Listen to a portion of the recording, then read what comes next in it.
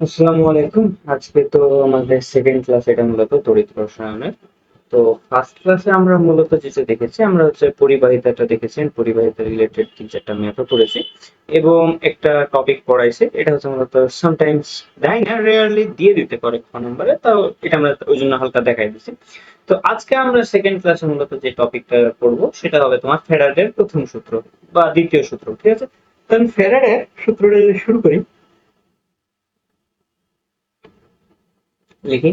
ফ্যারাডের সূত্রটা আসলে বলে কি? ফ্যারাডের প্রথম সূত্র, ঠিক আছে? এখন কথা হচ্ছে আমি লিখবো, এমনও হতে পারে যে আমি এখন যে ভাষায় লিখবো বইয়ে সেই ভাষায় নেই, বই বরং অন্য ভাষায় আছে, এমন থাকতেও পারে। তো তোমরা একটু দেখবা হাজারি স্যার অথবা বুয়ো স্যার, যে স্যারেরই বই আছে, বইয়ের সংজ্ঞাটা দেখে নিবা। সংজ্ঞা বলতে সূত্রতে যা লেখা আছে সেই তত্ত্ব বা সূত্রটা পড়ে নিবা, ঠিক আছে? তো আমার যেটা জানা আছে বা যেটাই, সেটা তো বিষয়টা এরকম যে তড়িৎ বিশ্লেষণের সময়, ঠিক আছে, তড়িৎ বিশ্লেষণের সময় লিখবো আমরা, সাথে লিখতে থাকি। তড়িৎ বিশ্লেষণের সময়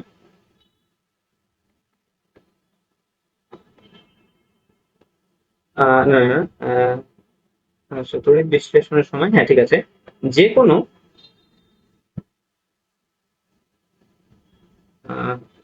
তড়িৎ বিশ্লেষণের সময় যে কোনো তড়িৎদ্বার দ্বারা, কি দ্বারা? তড়িৎদ্বার। এখন তড়িৎদ্বার কি, এগুলো প্রশ্ন হতে পারে, আমি দেখছি এরপরে, ঠিক আছে? যে যে কোনো তড়িৎদ্বার দ্বারা সংঘটিত, সংঘটিত ওয়ার্ডটা কি ঠিক বানান লেখান কিনা জানি না, সংঘটিত না সংগঠিত, সংঘটিত মূলত, সংঘটিত রাসায়নিক কি বিক্রিয়া, রাসায়নিক বিক্রিয়া হতে হবে, রাসায়নিক বিক্রিয়ায়, হাতের লেখা একটু খারাপ হচ্ছে, শরীরটা অসুস্থ আছে তাই, বিক্রিয়া, ঠিক আছে, দ্বারা সংঘটিত রাসায়নিক বিক্রিয়া, লাইক কি বলবো, পরিমাণ, পরিমাণ বলতে পারো ওয়ার্ডটা, পরিমাণ বলতে পারো, অর্থাৎ যে লেখাতে আমরা সেই পরিমাণটাতে কি বোঝাচ্ছি সেটা হয়তো একটু এক্সপ্লেন করতে পারি। অর্থাৎ কোনো তড়িৎ দ্বারে সঞ্চিত, অর্থাৎ কোনো তড়িৎ দ্বারে সঞ্চিত, সঞ্চিত কি থাকে বলতো? সঞ্চিত অবভিয়াসলি পদার্থই থাকে, বা সঞ্চিত না হয় দ্রবীভূত হতে পারে, তাই না? দ্রবীভূত হিসাব করবো, কি দ্রবীভূত কি সঞ্চিত এখন না বুঝতে পারলে কোনো সমস্যা না, সামনে এক্সপ্লেন করবো, ঠিক আছে? পদার্থের পরিমাণ, ঠিক আছে, পরিমাণ, কি বলবো, প্রবাহিত, বিষয়টা এরকম যে প্রবাহিত, ঠিক আছে, প্রবাহিত বিদ্যুতের পরিমাণের সমানুপাতিক, এটা সম্ভবত ছিল। তাও তোমরা একবার বইটা দেখে নেবে এবং বইয়ে যা লেখা আছে ওগুলো মুখস্থ করো, সমানুপাতিক। চলো, তো এইটা হচ্ছে আমাদের আলটিমেটলি ফ্যারাডের প্রথম সূত্র। লেখাটা প্রচুর বাজে হয়েছে, তার জন্য আমি সরি। আমার আসলে হাতে একটু ব্যালেন্স করতে সমস্যা হচ্ছে অসুস্থতার কারণে। তো তাও সমস্যা নেই, আমরা এটা দিয়ে কোনো রকম একটু পড়া ট্রাই করি, আমি চেষ্টা করবো যতটুকু ভালোভাবে পড়ানো যায়, লেখা যায়। তো যাক, তো আমরা প্রথমে কিছু কিছু টার্ম আগে বোঝার চেষ্টা করবো। তড়িৎ বিশ্লেষণ, তড়িৎ বিশ্লেষণ কি, এটা আমাদের প্রথম প্রশ্ন। আচ্ছা ঠিক আছে, তড়িৎ বিশ্লেষণ। সেকেন্ড কি? তড়িৎদ্বার, দুইটা প্রশ্ন। আচ্ছা, রাসায়নিক বিক্রিয়া সেটা কি, এটা তো কোনো প্রশ্ন হওয়ার উচিত। আর পরিমাণ, রাসায়নিক বিক্রিয়ার পরিমাণ বলতে কি বোঝায়, পরিমাণ বলতে কি বোঝায় সেটা আমরা অর্থে পর ব্যাখ্যা করেছি, তড়িৎ দ্বারে সঞ্চিত বা দ্রবীভূত পদার্থ। তড়িৎ দ্বার কি সেটা তো আমাদের সেকেন্ড প্রশ্ন ছিল, বাট তড়িৎ দ্বারে সঞ্চিত বা দ্রবীভূত পদার্থ কি সেটা কি, সেটা হচ্ছে আমাদের থার্ড প্রশ্ন। এন্ড পরিমাণ, প্রবাহিত বিদ্যুতের পরিমাণ, প্রবাহিত বিদ্যুৎ কি সেটা আমাদের ফোর্থ প্রশ্ন। এন্ড সমানুপাতিক ওয়াটার মিনিং তো কোনো প্রশ্ন না। চলো, তাহলে আমাদের এখানে বিভিন্ন প্রশ্ন তৈরি হলো, চারটা প্রশ্ন, আমরা এক এক করে সকল প্রশ্ন ক্লারিফিকেশন করবো। তার আগে এই জিনিসটা একটা মানে ফরম্যাট লেখো, যে লাস্টে যে একটা সূত্রে যে একটা ফরম্যাট থাকে সেই ফরম্যাটটা লিখবো। সেই ফরম্যাটটা এরকম হবে,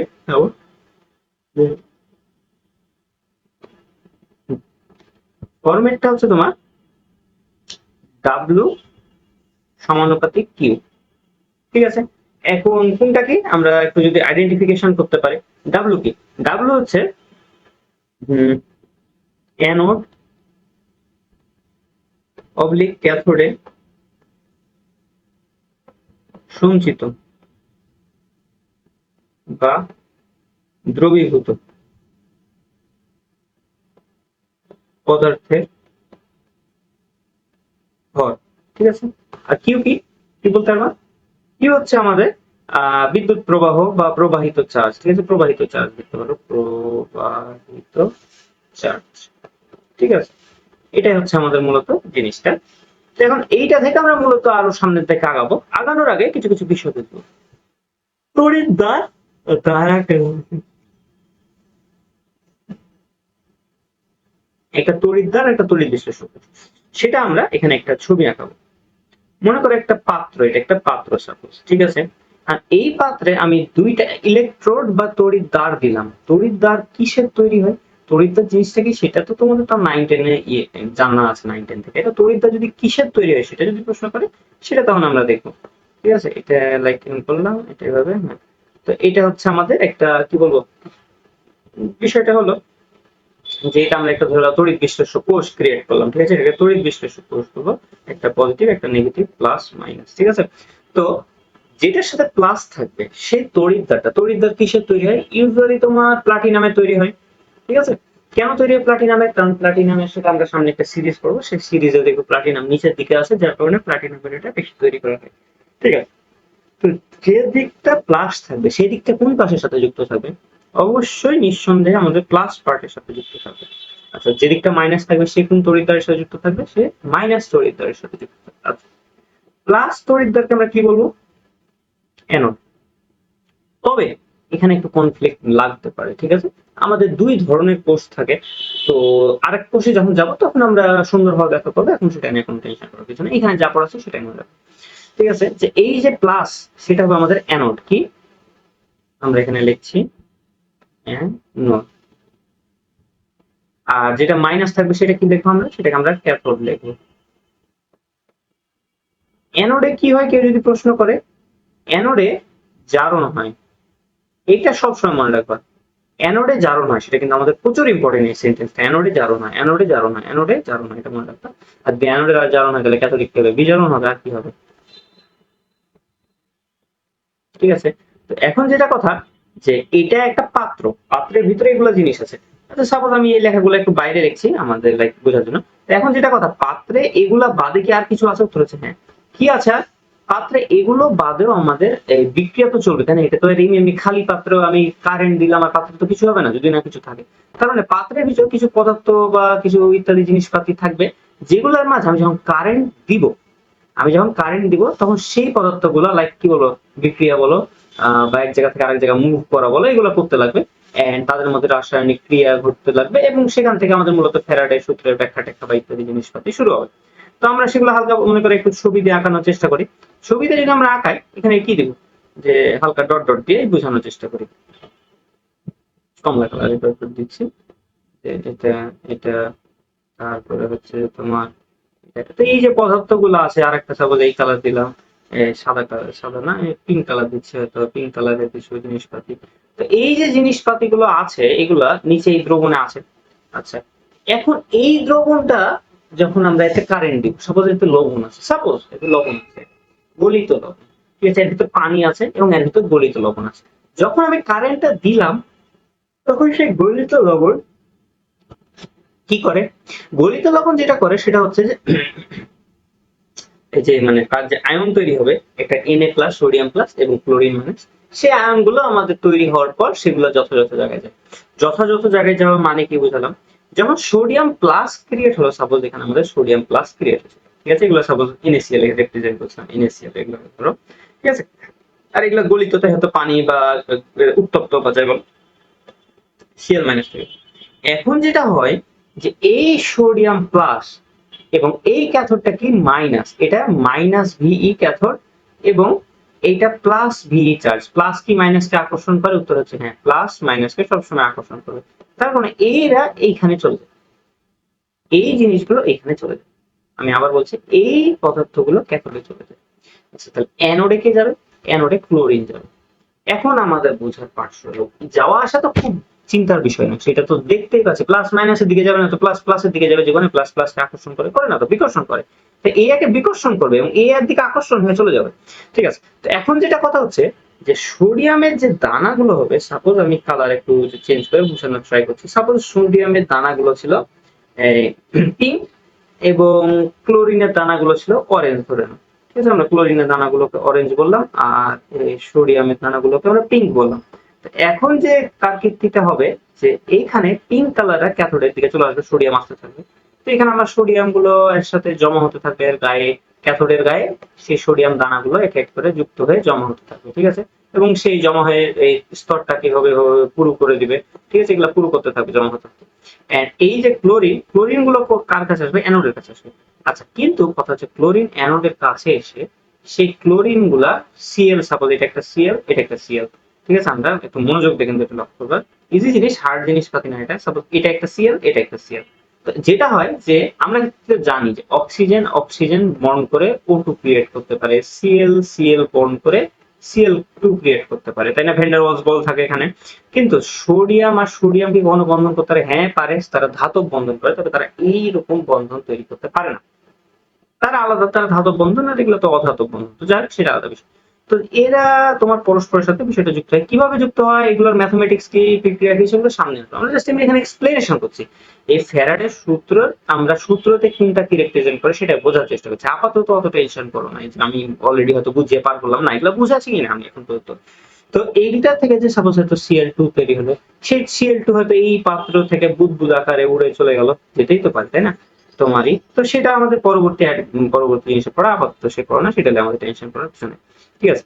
এখন যেটা কথা যে আমরা জাস্ট এইটুকু জানবো যে ক্লোরিন যেহেতু মাইনাস, তারা এইদিকে আসছে আর ওরা ওদিকে যাচ্ছে।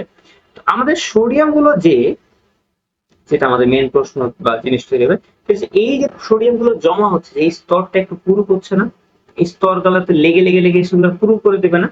ঠিক আছে, তোমার একটা মনে করো খালি একটা টিন পাত্র আছে, সেই টিনের পাত্রে তোমার মরিচার পদার্থগুলো এসে যুক্ত হচ্ছে, বা মরিচা নাহলে যে কোনো অন্য উপরে একটা প্লেটিং দিচ্ছ, হয়তো জিঙ্ক ধাতব এসে যুক্ত করছো বা দিচ্ছ, সেটাতে কি ওই জিনিসটা তো পুরো করবে, কারণ এটা হচ্ছে অরিজিনাল টিন ছিল, টিন বলতে এই লোহার যে টিন, সেটির উপর তুমি জিঙ্কের একটা স্তর দিলে, সেই স্তরটা আরেকটা, তাহলে দুইটা স্তর একটু মোটা হয়ে গেল না? আগে এইটুকু ছিল, এখন এতখানি, তাহলে একটু মোটা হয়। এই যে জমা হচ্ছে আমাদের, এই জিনিসটা মোটা হয় সেটা একটা মোমেন্টে, যে এই যে জমা হতে হতে হতে হতে হতে হতে হতে এইভাবে যে জমা হয়, এগুলো জমা হতে হতে যখন সম্পূর্ণ ফুল হয়ে যায়, সাপোজ প্রত্যেকটা জিনিস মানে এরকম, আজ এই যে গ্রিন কালারে যে পার্ট, গ্রিন কালার এক্সিস্টই করে না, এরকম অবস্থাতে যদি পৌঁছে যায়, তার মানে যেটা হলো যে এই জিনিসটা, এই সেলটা, এই কোষটা আর বিক্রিয়া করতে পারে না। বিষয়টা এরকম ভাবে ভাবতে পারো, সাপোজ একটা ব্যাটারি আছে, সেই ব্যাটারি কি তোমার আজীবন চলে? একটা রিমোট একটা ব্যাটারি বলে, সেটা তো আজীবন চলে না, 1 মাস 2 মাস 1 বছর পর তো ব্যাটারি অটোমেটিকলি শেষ হয়।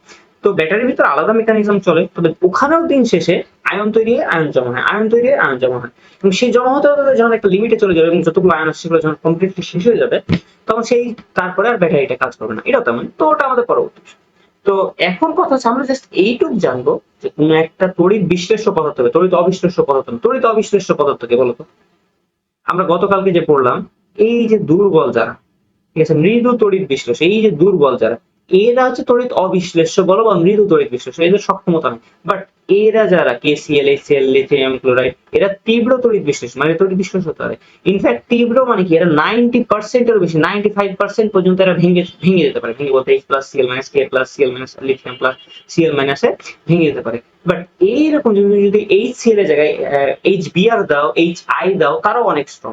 বাট যখন HF দিবে, তো HF কিন্তু একটা মৃদু তড়িৎ বিশ্লেষ্য, HF কিন্তু একটা দুর্বল অ্যাসিড, HF অতটা ভাঙতে পারে না, 100টা HF করার মধ্যে হয়তো 20টা 30টা 25টা 35টা এভাবে ভাঙবে, সব ভাঙতে পারবে না।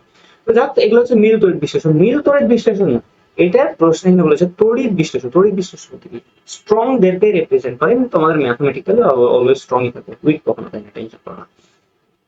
এই যে এসে জমা হচ্ছে, সেই জমা হওয়া অথবা দ্রবীভূত হওয়া মানে কি, এই যে ক্লোরিন, ক্লোরিন আইদার বুদবুদ হয়ে উড়ে যাবে, অথবা ক্লোরিনের বদলে ক্লোরিনও হতে পারবে, এমন অন্য কোনো পদার্থ হতে পারে যে এইখানে লেগে থেকে যাবে, অথবা সে উড়ে চলে যাবে, অথবা সে এই যে পানির যে পাত্র আছে, সে পানির পাত্রের মধ্যে দ্রবীভূত আবার হয়ে যাবে, হতে পারে, কেস এক্সিস্ট করে। তো তিনটা কেস, আইদার এভাবে জমবে, অথবা সে বুদবুদ হয়ে বাইরে উড়ে চলে যাবে, ঠিক আছে, বুদবুদ বা গ্যাসীয় যাই বলো, বাইরে উড়ে চলে যাবে। মানে বুদবুদ বলতে বোঝাচ্ছি এটা তো পানি, ঠিক আছে, পানি বা কোনো একটা জিনিস, তো সেটার ভিতর গ্যাস থাকা মানে কি, সেগুলো তো বুদবুদই, তাই না? বুদবুদ তো একটা গ্যাস, তো ওটা যে গ্যাস উড়ে চলে যাবে, অথবা সে পানির মাঝে দ্রবীভূত হয়ে যাবে। দ্রবীভূত ওয়ার্ডটার মানে অনেক বুঝো না এখন পর্যন্ত, তোমরা হয়তো অনেক এইচএসসি দিতে যাবা, হয়তো এইচএসসি 26 সেকেন্ড ইয়ারে পড়ছো, অথবা এইচএসসি 25 এইচএসসি দিতে যাবার একমাত্র অনেক আছে। দ্রবীভূত ওয়ার্ডটার মিনিং কি, দ্রবীভূত হয়ে যাবে, এটার মিনিং কি সেটা বুঝো, এটা এখন কি হবে বলবো, তো যাক ওটা আলাদা বিষয়। দ্রবীভূত, তার মানে তিনটা কেস হতে পারে। তো যে তিন কেসই হবে, আমাদের এখানে তিনটা কেসই মেনশন করেছে, একটা সঞ্চিত, একটা দ্রবীভূত, আর দ্রবীভূতটি আরেকটা ক্যাটাগরি, তোমার লাইক উড়ে চলে যাও, সেম হিসাব। তো কতটুক সঞ্চিত হবে, সঞ্চিত হওয়া মানে এই পাত্রের গায়ে লেগে থাকা, অথবা কতটুক দ্রবীভূত হবে মানে এই দিকে হয়তো আসছে উড়ে চলে যাবে কতটুকু, অথবা কতটুকু এর মধ্যে থাকবে, মানে একই হিসাব সব। সেটাই নির্ভর করে আমি যে বিদ্যুৎটা দিচ্ছি, আমি যে এই যে একটা বিদ্যুৎ দিচ্ছি এই ব্যাটারি গুলোতে, এই বিদ্যুৎ গুলার মানে সাথে সমানুপাতিক হিসেবে। এটা হচ্ছে আমাদের মানে সূত্রটা কি বোঝায় সেটা। এখন আমরা সেই সূত্র থেকে লাইক মানে সূত্র তো না, এই জিনিসটা থেকে আমরা সূত্র ক্রিয়েট করে ট্রাই করবো। আমরা সেই সূত্রটাকে লিখবো। কি লিখেছে যে ডাব্লিউ ইকুয়াল টু, না ডাব্লিউ ইকুয়াল টু না, তোমার হচ্ছে ডাব্লিউ সমানুপাতিক, ডাব্লিউ সমানুপাতিক কিউ। এটা তো আমরা জানলাম ফ্যারাড থেকে। কিউকে কি দিয়ে প্রকাশ করে মনে আছে তোমাদের? অবশ্যই আমাদের ফিজিক্সের সেকেন্ড পেপারে থার্ড চ্যাপ্টার ছিল কিউ ইকুয়াল টু আইটি। ঠিক আছে, এখানে অনেকে আইটা ছোট হাতে প্রকাশ করে, ফিজিক্স আই বড় হাতে প্রকাশ করা হতো, এখানে ছোট হাতে প্রকাশ করে, সমস্যা নেই, আমরা ছোট হাতেই দিব। বা কোনো ওটা মেজর ফ্যাক্টর না, আমি ছোট হাত দিলাম আমার নাম্বার কেটে দেবে, আমার বড় হাত দিলাম কেটে দেবে, না এত বাচ্চা হবে না। আচ্ছা ঠিক আছে, এটা গেল একটা কথা। আরেকটা, যখন আমরা এই লাইক কনস্ট্যান্ট উঠে, তখন কি একটা এক বসাতাম না, আমাদের 9-10 এর বই ছিল এটা, যে এফ ইকুয়াল টু মানে নিউটনের দ্বিতীয় সূত্র, সেখানে আমাদের লেখা ছিল না যে F equal to K M A, তারপরে একটু বাংলা ভাষায় লেখা ছিল যে এখানে কে এর মান কনস্ট্যান্ট 1 ধরে নেওয়া হয়, কে ইকুয়াল টু 1 আমরা যদি ধরি তাহলে তখন কে এফ ইকুয়াল টু এম, এগুলো তো ছিল আমাদের, এগুলো আবার তো আর এই বুঝার কিছু নেই, এটা জাস্ট আমি দেখাচ্ছি তাই অযথা। এফ ইকুয়াল টু এম, এভাবে তো আমরা লিখতাম তাই না? তো এইটাই বোঝায় যে যখন কোনো আমাদের কনস্ট্যান্ট উঠানো হয়, কনস্ট্যান্ট নয় সমানুপাতিক উঠানো হয়, তখন সেখানে একটা কনস্ট্যান্ট বসানো হয়। কারণ কনস্ট্যান্টকে কে দিয়ে প্রকাশ করে, বা বিভিন্ন ক্ষেত্রে বিভিন্ন কনস্ট্যান্ট থাকে। তো এই ক্ষেত্রে একটা স্পেসিফিক কনস্ট্যান্ট এক্সিস্ট করে, যে কনস্ট্যান্টটা আমাদের চলে আসবে, সেই কনস্ট্যান্টটা কি? সেটা হচ্ছে জেড। জেড কি সেটা আরেকটা প্রশ্ন হবে। জেড হচ্ছে আমাদের তড়িৎ রাসায়নিক তুল্যাঙ্ক। তোমরা বুঝবেন তড়িৎ রাসায়নিক তুল্যাঙ্ক, এই চ্যাপ্টার না পড়া থাকলে প্রথম কথায় বুঝবেন তড়িৎ রাসায়নিক তুল্যাঙ্ক। বুঝাচ্ছি আমি, এর পরবর্তী স্লাইডে যেতে দাও, বুঝাবো তাই জন্য। জেড কিউ, এটা হবে আমাদের সূত্র। আচ্ছা, এরপরেও আমরা আরেকটু আগাতে পারি, কি কি আগাতে পারি? যেমন তোমার এই যে জেড, তড়িৎ রাসায়নিক তুল্যাঙ্ক, জেড হচ্ছে মূলত তোমার, আমরা ফার্স্ট ক্লাসে করলাম না, ফার্স্ট ক্লাসে আমরা কি করেছিলাম যে আমাদের তুল্য ভর মনে আছে, তুল্য ভর ই, তুল্য ভর ই ইকুয়াল টু কি লিখেছিলাম, কারোর আণবিক ভর ম্যাস ভাগ তার তুল্য সংখ্যা, সেটা তুল্য ভর। এবং জেড হচ্ছে তুল্য ভর ভাগ এফ, অথবা ই মানে কি এম বাই ছোট ই এফ। ঠিক আছে, এটা হচ্ছে জেড। আমরা জেড এর সংজ্ঞা ব্যাখ্যা একটু পরে করবো, আমরা জাস্ট আগে দেখিয়ে দিচ্ছি জেড জিনিসটা কি। ঠিক আছে, তো এটা হচ্ছে কথা, আমরা সেটাই লিখবো। আমরা যদি এরপরে সেন্টেন্সে সেটা লিখি, W equal to M Q by E F. ঠিক আছে, বাট এইটা কি সূত্র? বই যেভাবে সূত্র লেখা না, বই যেভাবে সূত্র লেখা আছে আমরা সেটাই লিখবো, যে W equal to M I T by E F, এটা একটা সূত্র। অথবা তুমি এমটাকে যদি তুমি এপারে নিয়ে এসে ভাগ করো, এমটাকে এপারে নিয়ে এসে ডাব্লিউ বাই এম মানে কি আমরা তো জানি মোল সংখ্যা equal to W by M, তাই আমরা ওইটাও লিখতে পারি যে আরেকটাই, যে এটা, অথবা N equal to IT by E F. ঠিক আছে, তো এই দুইটা মূলত আমাদের এখানকার সূত্র, আর তেমন কিছু সূত্র নাই, মানে না সূত্র তো আছে, তো এই টপিকের এই দুটো সূত্র আমরা এই দুটো একটু দেখে রাখবো।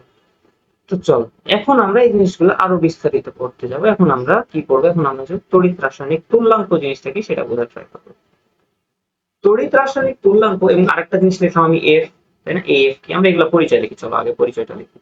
পরিচয় যদি এক এক করে লেখা শুরু করি, প্রথমে কি আসবে, যে ডাব্লু। ঠিক আছে, ডাব্লু কি? ডাব্লু হচ্ছে ভর। কিসের ভর বলতো? কারেক্ট বলতে পারবো তো আশা করি। হচ্ছে যেইটুক সঞ্চিত হলো, অথবা যেইটুক দ্রবীভূত হলো, অথবা যেইটুক বুদবুদ হয়ে চলে গেল, সেইটার ভর হচ্ছে ডাব্লু, তাই না? আর এটা হবে আণবিক ভর, অবভিয়াসলি বড় মানে তো আণবিক ভর। আণবিক ভর, সোডিয়ামের আণবিক ভর কত মনে আছে? 23। সোডিয়ামের আণবিক ভর। আচ্ছা, আর কি আছে? আই কি? আই তো বিদ্যুৎ প্রবাহিত, প্রবাহিত তড়িৎ। ঠিক আছে, মানে এটাকে একক কি, এর একক অ্যাম্পিয়ার, তাই না? সময় কি? সময় অবশ্যই টি, টি মানে সময়, এটা তো আর বলা লাগে না। আর একটা আছে এফ। এফ, এফ একটা ইম্পর্টেন্ট জিনিস। এফ এর ভ্যালুটা লিখে দিয়ে আগে, তারপরে বলছি 9 6। যারা এই চ্যাপ্টার একবার পড়েছে তারা তো এফ এর সাথে অলরেডি পরিচয় হয়ে গেছে, যারা পড়োনি তাদেরকে একটু দেখাই দিই। এই বিষয়টা গুণগত রসায়ন সম্ভবত লেখা আছে ফার্স্ট পেপারে সেকেন্ড চ্যাপ্টারে। সেটা হচ্ছে এফ হচ্ছে ফ্যারাড, 1 ফ্যারাড। ফ্যারাডের সূত্র হচ্ছে ফ্যারাড। তো 1 ফ্যারাড মানে 1 এফ। 1 এফ মানে কত কুলম, এই সি মানে কুলম, ঠিক আছে, কত কুলম চার্জ। আচ্ছা, তো এই সংখ্যাটা তাৎপর্য কি? আসল সংখ্যাটা এটা না, আসল সংখ্যা সম্ভবত 964 কিছু একটা, ঠিক আছে, সেটাকে 965 অলমোস্ট আমরা 96500 ধরে নিই অলমোস্ট, ঠিক আছে। তো যাই ধরো, এটা বড় কথা না। তো এইখানে এটা তাৎপর্য কি এই সংখ্যাটা? এই সংখ্যার তাৎপর্য হচ্ছে 1 মোল, জন্য ক নাম্বারের জন্য ইম্পর্টেন্ট, আমি মনোযোগ দিয়ে বলছি, মনোযোগ। 1 মোল কোন পদার্থ হতে, 1 মোল পদার্থ হতে 1 মোল ইলেকট্রন, মানে প্রত্যেকটা থেকে একটা ইলেকট্রন বলতে পারো, সরাতে বা যাই বলো, যে পরিমাণ তড়িৎ প্রদান করতে হয়, তড়িৎ যত কুলম দেওয়া লাগে সেটাই হবে আমাদের 1 ফ্যারাড, ঠিক আছে। তো সেটাই হচ্ছে আমাদের ভ্যালুটা হচ্ছে 96500, 1 ফ্যারাড। তো এখন চলো আমরা আগে বিষয় আরেকটা জিনিস বলি, তড়িৎ রাসায়নিক তুলনাঙ্ক। তড়িৎ রাসায়নিক তুলনাঙ্ক জিনিসটা কি সেটা তো বললাম, তা আর একবার দেখাই দিচ্ছি এখানে, যে তড়িৎ রাসায়নিক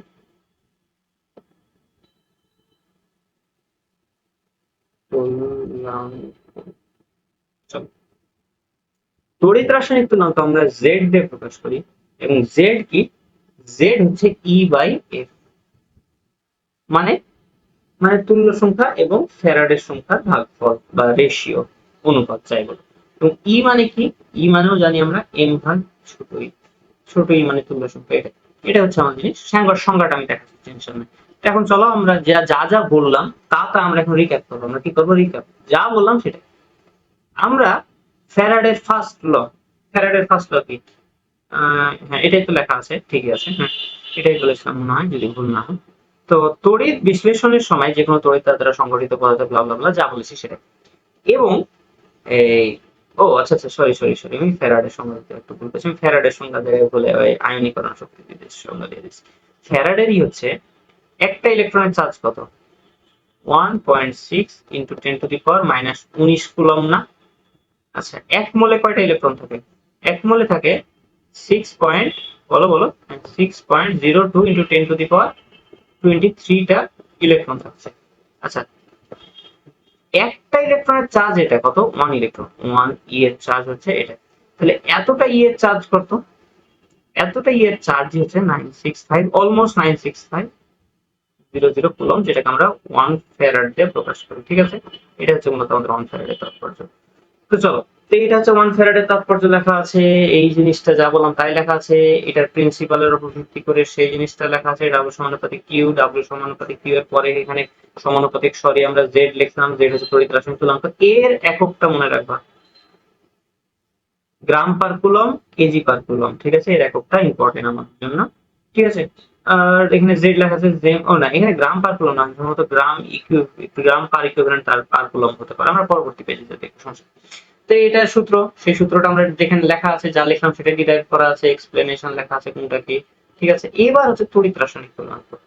তড়িৎ রাসায়নিক তুলনাঙ্কে এখন ঠিক আছে, এখন হচ্ছে গ্রাম পার কুলম, গ্রাম বা কেজি, গ্রামটাই লিখবে, সমস্যা না। তড়িৎ রাসায়নিক তুলনাঙ্কের সংখ্যাটা আমাদের একটু মনে রাখতে হবে। তড়িৎ বিশ্লেষণের সময় 1 কুলম বিদ্যুৎ, ঠিক আছে, আমি লিখতে ভুল করেছি, বিদ্যুৎটা লিখে দিই। 1 কুলম বিদ্যুৎ, কত কালি মোটা, ঠিক আছে, হ্যাঁ, 1 কুলম বিদ্যুৎ প্রবাহ করলে কত কুলম একটু বলো তো? 1 কুলম। তো 1 কুলম বিদ্যুৎ যদি আমি প্রবাহ করি, তাহলে সেই প্রবাহটার প্রবাহের ফলে কোনো পদার্থের যত পরিমাণ অ্যানোডে দ্রবীভূত হয় বা ক্যাথোডে সঞ্চিত হয়। অ্যানোডে কিভাবে দ্রবীভূত হয় আমি সেটা বোঝাইছি, ক্লোরিন যে যাচ্ছে তারা দ্রবীভূত হয়, আইদার দ্রবীভূত হবে অথবা কি হবে, আকাশে উড়ে যাবে। আচ্ছা, সেটা কথা হবে, সেটা অ্যানোডে হবে এই ক্ষেত্রে না, মানে এই টপিকগুলোতে, এবং এই ক্ষেত্রেও এটা হবে, এই টপিকগুলোতেই হবে সব। এবং ক্যাথোডে কি হবে? ক্যাথোডে সঞ্চিত হবে। ক্যাথোডে সঞ্চিত হয় ওই পদার্থের কি বলবো না, মানে যে পরিমাণ সঞ্চিত হয় সেইটাকে আমরা রাসায়নিক তুলনাঙ্ক বলি, এবং সেটাকে আমরা জেড দিয়ে প্রকাশ করি, এবং এটা হচ্ছে মান। এখানে তিনটা লেখা আছে, Z AG, Z CU, Z H. এগুলা পারলে যারা মেডিকেল তারা মুখস্থ করবে, চোখ বন্ধ করে মুখস্থ করবে মেডিকেল, এটা এই তিনটা। যারা এইচএসসি বা অ্যাডমিশন তাদের হাতে তো ক্যালকুলেটর থাকে, ভার্সিটিতে যারা পরীক্ষা দিবে তারাও এটা মুখস্থ করবে। ইঞ্জিনিয়ারিং আর এইচএসসি এটা মুখস্থ করার তেমন প্রয়োজনীয়তা নাই, বাট একটু জেনে রাখি কিভাবে আসে, মুখস্থ করতে তো সমস্যা নেই। যেটা আসে, সাপোজ এখানে প্রথমে কি আছে, সিলভার এজি। আমাদের প্রথম কাজ যেটা হবে, আমরা প্রথমে সূত্রটা লিখবো z equal to M X বা এফ। এক্স মানে ই, টেনশন করুন, এখানে এক্স মানে ই, ঠিক আছে, এটাই আর কি। এখন কথা হচ্ছে যে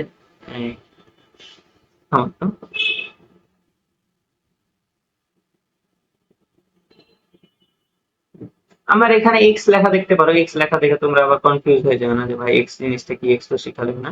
এক্স এখানে মূলত ই কে রিপ্রেজেন্ট করার জন্য আমি এক্স লিখেছি। কারণ কি, কারণ হচ্ছে আমরা এই কি বলে নাম, তুল্য সংখ্যা এবং এক্স এই ক্ষেত্রে দুইটা সেম জিনিসই রিপ্রেজেন্ট করবে, বাট জাস্ট নাম আলাদা হবে, যাই ওটা বড় কথা। তো এখন আমরা চলি, আমরা সেই সূত্রটা আগে লিখবো। সূত্র লেখার পর ভ্যালু বসাবো। সাপোজ আমাদের এখানে সিলভারে যেহেতু বলেছে, সিলভারে করলে আমরা যেটা করবো যে সিলভারে ভ্যালু কত হবে সেই বসে ভ্যালুগুলো আমরা বসানো শুরু করবো। বলতো সিলভারের ভর কত? সিলভারে যেটা ভর সেটা হচ্ছে 108। আমরা উপরে 108 বসাবো, নিচে কি বসাবো, নিচে হচ্ছে যে আমরা বলো কত বসাবো, 1 বসাবো। সিলভারে 1 হয়, এই যে সিএল হয় না, এই যে সিএল এ ক্লোরিন কয়টা, একটা ক্লোরিন মানে 0 মান কত, 0 মান 1, তাই ই হচ্ছে 1, তুল্য সংখ্যা 1। এবং এর সাথে যেটা বসাবো সেটা হচ্ছে যে 108, 108 1 ইন্টু এফ। এফ মানে কি, এফ মানে হচ্ছে 96500। সেটা যদি আমরা ক্যালকুলেটারে ইনপুট দিই, ক্যালকুলেটর আমাকে ভ্যালুটা বলে দেবে, ক্যালকুলেটারে এইরকম একটা ভ্যালু পাবা, সেটা হয়ে যাবে আমাদের উত্তর, ঠিক আছে। বাট এই তোমরা মনে করো ইঞ্জিনিয়ারিং মেডিকেলে ক্যালকুলেটর পাবা, বা ভার্সিটি এক দুটা ভার্সিটি বাদে বাকি ভার্সিটিতে ক্যালকুলেটর পাবা, উত্তর হচ্ছে না। সেক্ষেত্রে তোমাকে এই ভ্যালুটা মুখস্থ করতে হবে, তিনটা ভ্যালু মুখস্থ, এইটা এইটা এইটা। এখন যেটা কথা, এই জিনিসটা মুখস্থ করো, এটাও করে দাও।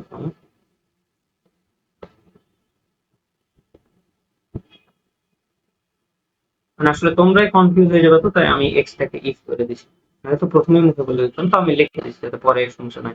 তো এই ক্ষেত্রে যেটা কথা যে এইগুলা খ নাম্বারে দেয়, ইম্পর্টেন্ট খ নাম্বারে বলবে কপারের তড়িৎ রাসায়নিক তুল্যাঙ্ক এই 3.29 × 10⁻⁴ বলতে কি বোঝায়, আমরা তখন কি করবো? আমরা তখন এই সংজ্ঞাটা লিখবো, পুরাটা লিখবো ওয়ার্ড বাই ওয়ার্ড বা ভালোভাবে লেখার পর তখন আমরা লিখবো যে এই সূত্রটা লিখবো। এখন লিখবো অতএব কুলম্বে না, কুলম্ব না, কপারের রাসায়নিক তুল্যাঙ্ক এটা বলতে বোঝায় যে আমরা এইটাকে ওই বোঝাই এর পর লিখবো, বোঝায় 1 কুলম্ব বিদ্যুৎ পরিবাহের পর প্রবাহের পর কপার, এখানে কোনো পদার্থ থেকে আমরা কপার লিখে দেবো, কারণ আমরা এখন কপারের সাথে এটা তুলনা করছি। কপারে যে পরিমাণ অ্যানোডে জমা হয়, এক্ষেত্রে আর ই লিখো না যে অ্যানোডে দ্রবীভূত লিখো না, যে পরিমাণ ক্যাথোডে সঞ্চিত, কপার কিন্তু সঞ্চিত হয়, যে পরিমাণ ক্যাথোডে সঞ্চিত হয় তা, তার পরিমাণ হলো এত গ্রাম, তখন আর কুলম্বটা লিখে না, তার পরিমাণ হলো এত গ্রাম, সেটাই হলো আমাদের খ নাম্বার। এখন আমাদের জাস্ট এইটা একটা জানার বিষয়, রাসায়নিক তুল্যাঙ্ক আর তড়িৎ রাসায়নিক তুল্যাঙ্ক কি, দুইটা খুবই সিম্পল জিনিস। জাস্ট যদি আমি এফ দিয়ে ভাগ করি সেটা তড়িৎ রাসায়নিক তুল্যাঙ্ক, এফটা যদি না থাকে সেটা রাসায়নিক তুল্যাঙ্ক। আমরা সেটাই, এটারই আমরা আরেকটা নাম শিখেছি, সেটা হচ্ছে তুল্যভর শিখেছিলাম। মানে এটাকে আমরা সাপোজ তুল্যভর লিখছি, যে রাসায়নিক তুল্যাঙ্ক মানে তুল্যভর দিয়ে বলতে পারো, তুল্যভর। চলো, তো এটা এই জিনিসটা টপিক, এই টপিকেরই আমরা কিছু ম্যাথ করবো আজকে, ঠিক আছে, এবং তারপর আমরা ফ্যারাডের সেকেন্ড লটা দেখতে যাবো। তো এখন যদি আমরা সেই ম্যাথ গুলো দেখি, ম্যাথ গুলো দেখার আগে আর একটা ছোট্ট জিনিস আমাদের জেনে নেওয়া ইম্পর্টেন্ট, সেটা হবে তোমার তুল্য সংখ্যা। এটা থার্ড চ্যাপ্টারের পড়া, তাও আমি জাস্ট তুল্য সংখ্যা জিনিসটাকে সেটা এক্সপ্লেন করবো না, বাট তুল্য সংখ্যার ভ্যালু গুলো একটু বলে দেবো, যাতে তোমরা মনে করো যে বারবার ভুলে না যাও। প্রথম প্রশ্ন হবে তুল্য সংখ্যাটা কি। সবচেয়ে সিম্পল ভাষায় যদি বলি, তুল্য সংখ্যা তোমার ধরে নাও যে বলতে পারো যে কোনো একটা বিক্রিয়ায় যতগুলো ইলেকট্রন আদান প্রদান হয়, সবচেয়ে সিম্পল ভাষায় বা এটাই যদি বলি এটাই। তো এইটা, তো বিভিন্ন যৌগের আমাদের দরকার পড়ে, তবে এই চ্যাপ্টারে মানে তড়িৎ রসায়নে মূলত আমাদের যেগুলো জানতেই হবে সেগুলোর মাঝে একটা হচ্ছে এজি। এজি কেমন হয়, এজি কেবল একটা ইলেকট্রন গ্রহণ করে। আই রিপিট, তোমরা এইভাবে মনোযোগ দিয়ে লক্ষ্য করো, একটা ইলেকট্রন করে এজি তৈরি হয়, যেটা ক্যাথোডে জমা হয়, কি হয়, ক্যাথোডে জমা হয় কি করে, সঞ্চিত হয়। তার মানে এর ই এর মান কত, ই এর মান 1, ঠিক আছে। তারপরে আবার এর ভরটা একটু জানা লাগবে, ঠিক আছে। আমরা এখানে ম্যাসও লিখছি, এখানে ই আর এখানে হচ্ছে ম্যাস, ঠিক আছে, MASS। তো এজির ম্যাস কত, এজির ম্যাস আমরা মনে হয় এই গত ক্লাসে দেখেছিলাম, কি কি ভুলে গেছি, গত ক্লাসে মনে হয় 108 গ্রাম, ঠিক আছে। এখন যদি তুল্য ভর জিজ্ঞেস করে, ইকুইভ্যালেন্ট, তাহলে তুল্য ভর তো জানি, ইকুয়াল টু হচ্ছে যে M/E, যা আসবে তাই, এটা নতুন করে লেখার কোনো মানে নেই, ঠিক আছে।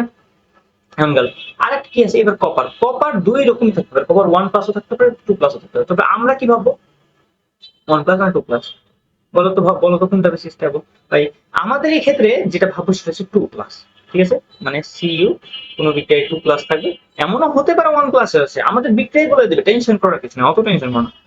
তবে কোনো কিছু না বলে যদি শুধু কপার বাংলাতে বলে বা শুধু কপার দিয়ে থাকে, আমরা তাহলে সেক্ষেত্রে বুঝে যাবো যে 2টা কপার আছে, মানে 2টা ইলেকট্রন লাগবে। তো এইটা আমরা তাহলে এই হিসাবে লিখবো যে এর তুল্য সংখ্যা কত, এর তুল্য সংখ্যা 2, এর ভর কত, এর ভর সম্ভবত 63.5 ছিল। তারপরে কপারের পর আসবে তোমার অ্যালুমিনিয়াম কত থাকে, অ্যালুমিনিয়াম তো সবাই জানে দুনিয়া, যে অ্যালুমিনিয়াম 3+ থাকে, তার মানে 3টা ইলেকট্রন, তার মানে সে অ্যালুমিনিয়াম হবে। এবং এর কত তাহলে 3টা হবে, কারণ 3টা ইলেকট্রন। এর ভর কত থাকে বলো তো, মনে আছে অবশ্যই, 27 হওয়ার কথা, 27। তারপর অ্যালুমিনিয়ামের পরে কি আছে, আর কে লাগে, লাইক নিকেল লাগে, ঠিক আছে, নিকেল 2+ হয়, নিকেলের সাথে 2টা ইলেকট্রন, তাহলে এখানে নিকেল তৈরি হলো 2, ঠিক আছে। এবং এর ভরটা কত, এর ভর হচ্ছে সম্ভবত 58.8 অথবা 58.7 বা 58.6 এরকম কিছু, আমি তো ভুল নয়, তোমরা একটু দেখে নেবে হাজার স্যারের বই কি লেখা আছে।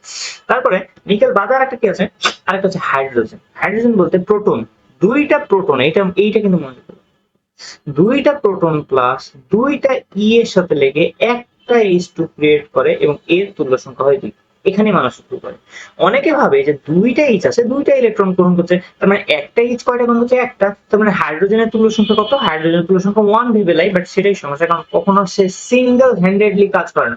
নিকেল, অ্যালুমিনিয়াম, কপার, সিলভার লিখলাম, এটা সিঙ্গেল করছে, বাট H সবসময় 2টা করবে, কারণ ক্রিয়েট তো এরা সিঙ্গেল জিনিস ক্রিয়েট করছিল, বাট এই সিঙ্গেল জিনিস ক্রিয়েট করছে না, দ্যাটস ওয়াই 2টা মিলে করছে, এবং তারপরে আমাদের আলটিমেটলি 2 ধরা হবে। তারপরে ঠিক আছে, তো এইটার ভর কত, এটার ভর তো জানাই থাকার কথা, এটার ভর হচ্ছে 2 অবভিয়াসলি। ভাবিও না যে হাইড্রোজেনের ভরে, কারণ জিনিসটা আবার বলছি ডাবল হিসাবে কাজ করে, ঠিক আছে, ডাবল, এটা আর কি। তো এরও এই তুল্য সংখ্যা 2 লিখলাম তো। তারপরে তোমার আরেকটা আছে, হয় আরেকটা আছে অক্সিজেন, ঠিক আছে, অক্সিজেনও কিন্তু 2টা অক্সিজেন, ঠিক আছে, এগুলো লাগে, এগুলো লাইক অনেকে ভুল করে, প্রত্যেকটা অক্সিজেন 2-, দেখেন তাহলে কয়টা ইলেকট্রন হবে, 4টা ইলেকট্রন, এটা কিন্তু মনোযোগ দিলে লক্ষ্য করবে, 4টা ইলেকট্রন, এখানে O2 ক্রিয়েট হবে, এগুলো ভুলবা না, তাহলে হবে। আর এর ভর তো অবভিয়াসলি 32। আরেকটা জিনিস আমরা লিখে দিচ্ছি, আচ্ছা এখানে কয়েকটা জিনিস লিখছি, একটু মনোযোগ দিয়ে লক্ষ্য করবা, সেটা হচ্ছে যে 3টা জিনিসের নাম লাগবে, এই চ্যাপ্টারে লাগবে কি, উত্তর হচ্ছে হ্যাঁ এই চ্যাপ্টারে লাগে, তবে ওই জিনিসগুলোর মাঝে 2টা হচ্ছে আমরা গত চ্যাপ্টার থেকে পড়ে আসি। কি কি, একটা হচ্ছে পটাশিয়াম পারম্যাঙ্গানেট KMnO4, KMnO4 এর কত ছিল আমাদের, KMnO4 ছিল 5। আরেকটা কি, Cr K2Cr2 পটাশিয়াম ডাইক্রোমেট, তাই না, K2Cr2O7, তাই না, এটার কত ছিল, এটা ছিল 6।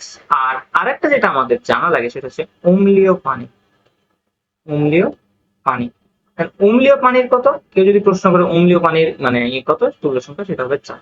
তো এটা মনে রাখার কথা। এর কত সেটা আমি আর করবো না, সেটা ক্যালকুলেটর যোগ করবো, পটাশিয়ামের 39, ম্যাঙ্গানিজের সম্ভবত 53 না সামথিং, আই থিঙ্ক ভুলে গেছি।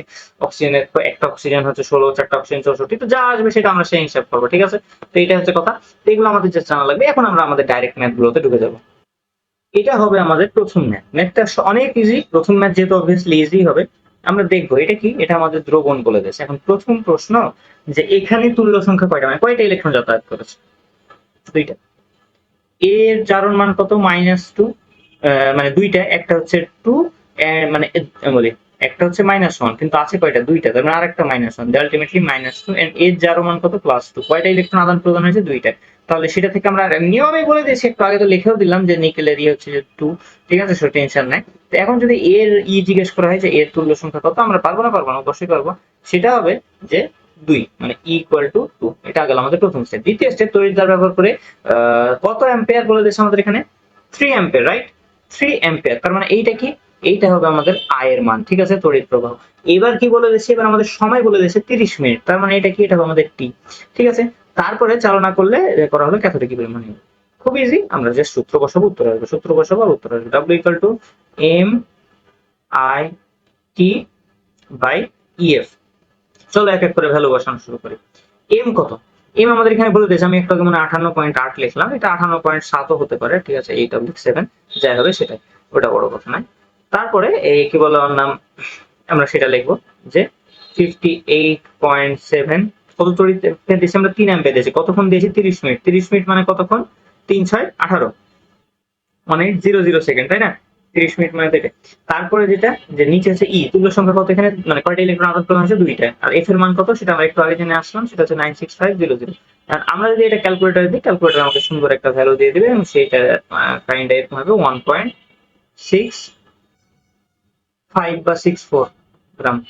ঠিক আছে, এরকমই অ্যান্সার হবে। তো এটা হবে আমাদের প্রথম ম্যাথের উত্তর, খুবই ইজি। এখন আমরা আরেকটা ম্যাথে যাই। আরেকটা ম্যাথ হবে, এটা হচ্ছে আমাদের সেকেন্ড ম্যাথ। এই ম্যাথটা যদি আমরা দেখি যে কি বলেছে, গলিত এএলসিএল3, ঠিক আছে, গলিত এএলসিএল3 তড়িৎ বিশ্লেষণের মধ্য দিয়ে এত অ্যাম্পিয়ার শক্তির বিদ্যুৎ প্রবাহ করলে কত সময়, মানে এখানে টি আননোন, টি চেয়েছে তাই না, আমাদের টি আননোন, কত সময় যাবত চালনা করলে ক্যাথোডে এত গ্রাম, মানে ডাব্লু বলে দিয়েছে, আই বলে দিয়েছে, আর এএলসিএল3 আমি অ্যালুমিনিয়ামের বলে দিয়েছি, অ্যালুমিনিয়ামের তুল্য সংখ্যা 2, ঠিক আছে, অ্যানোডে কত গ্রাম ক্লোরিন হবে, এইটা প্রশ্ন। ঠিক আছে, আইদার দ্রবীভূত বলো বা উড়ে যাওয়া বলো বা গ্যাস হয়ে যাওয়া যায় বলো, সেটা ঠিক আছে, তার মানে অ্যানোডে। তো আমরা এখন শুরু করি, প্রথমে আমি অ্যালুমিনিয়াম হিসাব করবো, তারপরে আমরা ডান দিকে ওই অ্যানোডের করতে যাবো। ঠিক আছে, তো অ্যালুমিনিয়ামের হিসাবটা যদি আমরা শুরু করি তাহলে কি দেখবো, প্রথমে কি সূত্র কি বলতো। ও আচ্ছা, এগুলা যখন প্রশ্ন দিবে একটু মনোযোগ দিয়ে লক্ষ্য করবা, এই ইকুয়েশনটা লিখবা।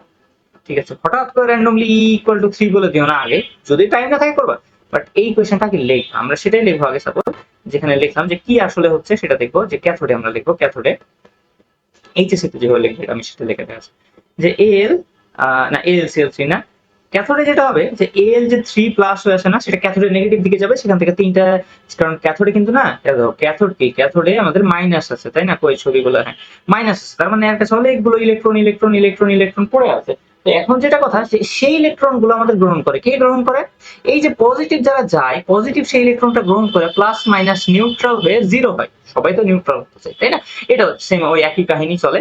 তো এখন যেটা বিষয়, যে এই প্রশ্নে আমাদের যেটা হয় যে তিনটা ইলেকট্রন রিসিভ করে, তিনটা ইলেকট্রন রিসিভ করে যেটা তোমার হয় সেটা জাস্ট অ্যালুমিনিয়াম প্লেট হলো। তো এটাই আমাদের ই এর মান। তো এখন চলো আমরা শুরু করি, আমরা সূত্র বসাবো W=MIT/EF। ঠিক আছে, এখন চলো ইএফ। তো আমরা যদি ভ্যালু গুলো বসাই তার আগে দেখি আমাদের কাছে কি চেয়েছে, আমাদের কাছে এখানে সময় চেয়েছে তাই না, সময় রেখে তাহলে বাকি সবগুলো অপর পাশে পাঠাই দাও, তাহলে সব যদি অপর পাশে পাঠাই EWF, তাহলে এবার ভ্যালু গুলো যদি বসাই, অ্যালুমিনিয়ামের ভর কত 27 লিখে দিয়েছিলাম আমরা, কত তড়িৎ দিয়েছি 1.5 দিয়েছি, তারপরে দেখলাম 3, ভর বলে দিয়েছে 1.6, হ্যাঁ 1.6, তারপরে এফ তো আমরা জানি 96500। ঠিক আছে, এখন যদি আমরা এই সেম জিনিস ক্যালকুলেটরে বসাই তাহলে আমার ক্যালকুলেটর একটা সুন্দর উত্তর দিয়ে দিবে।